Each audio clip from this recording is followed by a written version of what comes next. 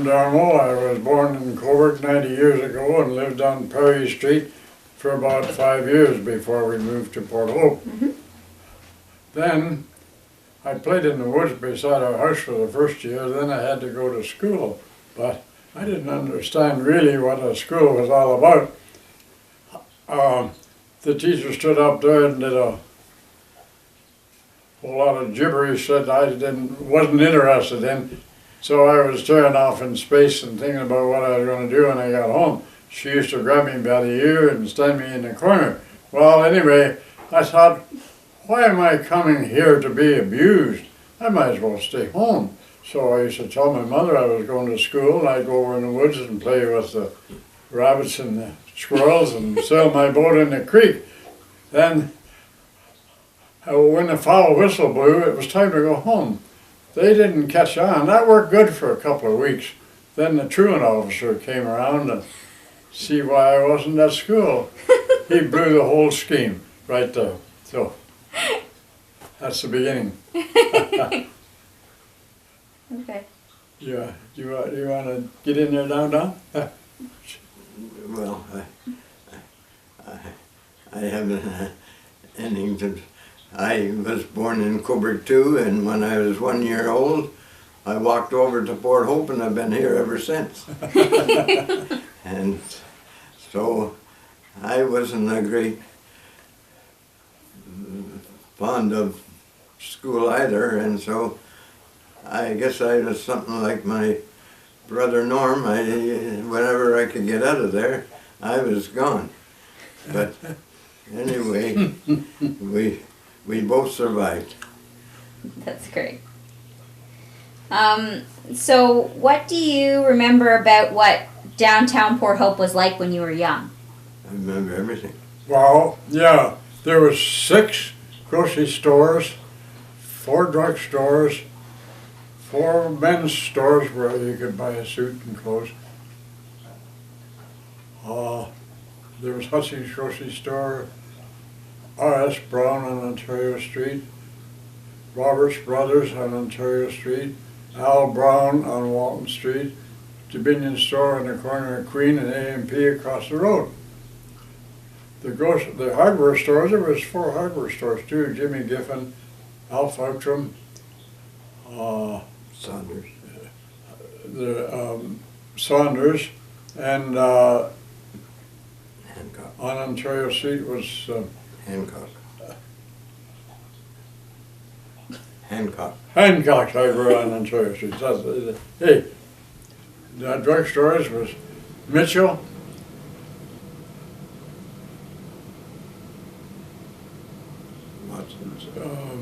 Watson's, Plummer, I mean, and Bruce Hines. Bruce Hines. Anyway, that's kind of the rough of downtown. And we had a railroad run right through the middle of the town, and Mr. Fleming had a little house he sat in there, and he'd come out and stop the traffic till the train went through. And Lentz sold tickets for the train. The train stopped right at the main street to let the people off. And they also had a hotel on Ontario Street, on John Street, that belonged to the railway.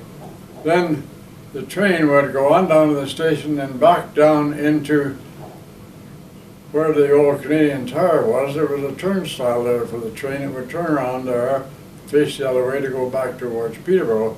And then Mr. Damon lived right in the corner of Dorset Street, right at the railway. So he'd park there, the train there, while he went for dinner. That seemed kind of cute. Anyway, we used to nickname it the Millbrook Bullet. But, that's the story of the train. Hall. Yeah. And Mr. Tozer, he lived upstairs over the fire hall, and they used to have the horses in there, ready to pull, and all the harness hung above them. Yep. And they just had to pull this string, and the harness came right down onto the horses, and they done them up in away they went. And then next to that, going down, it turned out at the last to be called Torvell Terrace Yep. before our last flood, and that was the end of Torvell Terrace. Yep. But anyway, Charlie Groom had a shoe repair shop there, and then Mrs. Bosco, who used to do hairdressing, she had her place in there, and George Spacey had G. Facey's clothes now. Yep. Well, this is Somebody her father that owns it there now. Her father was George Facey, Oh, okay. and he was the tire man in Port Hope for fixed car tires, truck tires, and any kind of tires you had. And he was a little bit of a character. When we were in the taxi business, we had a flat tire. We'd take it in to George. Can you fix it? I can't fix that right now. I can't fix it today. I can't. Just leave it there in the corner. So we lived in the corner. Well, in about an hour before going by, we called in and, well, where you been? It's been fixed for an hour, you know. But that was George. come back in 20 minutes. Yeah, and so anyway, getting back to Betty Van Brockton, she worked at the Bell Telephone, as I say. When we had the taxi business, we would maybe have to go to Coburg or Bewley or somewhere like that, and at that time, you could only go, the government wouldn't allow you to go any farther than 15 miles out of town. Okay. So if we got somebody off the train to go to Peterborough, we had to just go to Baliaborough and have a taxi from Baliaborough meet us there and to take the customer rest away. But anyway, Betty Van Brockton, when we ever had to go on a trip like that, which was sometimes near when we were going to close for the night, and so we wouldn't, but when we came back, we always checked the phone. And if somebody had phoned the taxi office, she could see that, and she would take the call. And she would give us the call, and so we could go and do the call. And if Bell Telephone ever knew that, they'd have a, you know, we were getting something for free from there, and they were paying the lady. But and her father built a nice building there that had a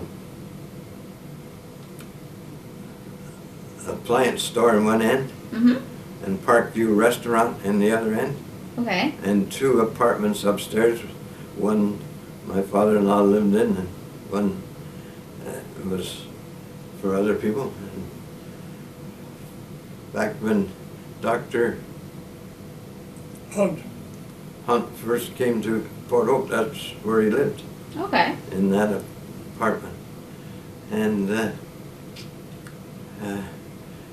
then again, the gas company blew that up. Yeah. They were doing work at the back with a backhoe and they pulled up the gas line. And the restaurant had a gas stove in there, Okay. and he went to light the gas stove, and the whole place was on fire, upstairs and down.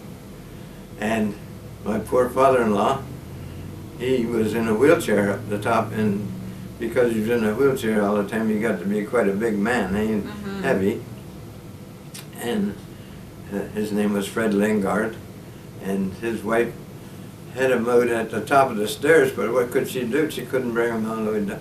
So a fellow by the name of Stan Churchley, who worked for Norm and I, driving taxi, he was in the restaurant sitting on a stool when it blew up. And he came running out. He was lucky. Blew the windows and everything all over the place. He came running out, and he sort of of Mr. Lingard, and so he opened the door, and here Mrs. Lingard was standing with Fred in the wheelchair at the top of the stairs, and Stan ran up the stairs and brought him down, boom, boom, boom, boom, and out, and he couldn't tell you afterwards how he ever did that. It was just impulse, eh? Wow. Yeah.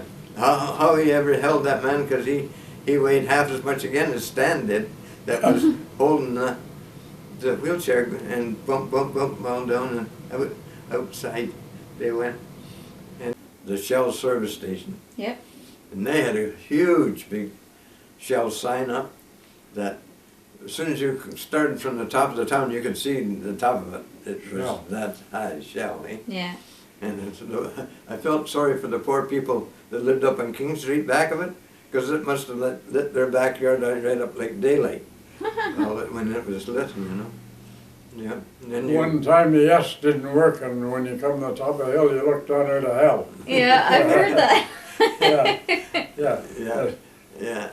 And then Stevenson Lent's garage was next door. You know Owen Lent? Yeah. Well, Owen's father. Mm-hmm. And Charlie Stevenson, who was got to be an MP, Mm-hmm. they had a Chrysler garage there, and where the parking lot is now for the well, it was the hydro office. Yeah. And there was a long, narrow garage, eh? And they had it there, and then one time, it was twice it happened. A truck came down and the brakes went out coming down the hill, and that's like back in those days when the brakes went, you were gone. Like Yeah. now on my buses, on my highway coaches and that, if a brake line breaks or anything, the brakes come on automatic, eh? Stop you. Whether you have your Wow. foot on the brake or not. And but they didn't. And they tried to go around the corner on Mill Street, Main Street, and around the corner, couldn't make it. Tipped over right through Stevenson Lent's end of their garage. Twice that happened. Yeah. But one time, it was full of chocolate bars. Oh boy! Every kid in town was down there, and so finally the guy said, the driver or somebody said, he gave us some boxes. He says, put the chocolate bars in the boxes, and then I'll give you 5 or 6 chocolate bars when you get a box full of chocolates. Eh? So, so we still had enough chocolate bars to Last year, well. last a while, you know. Yeah.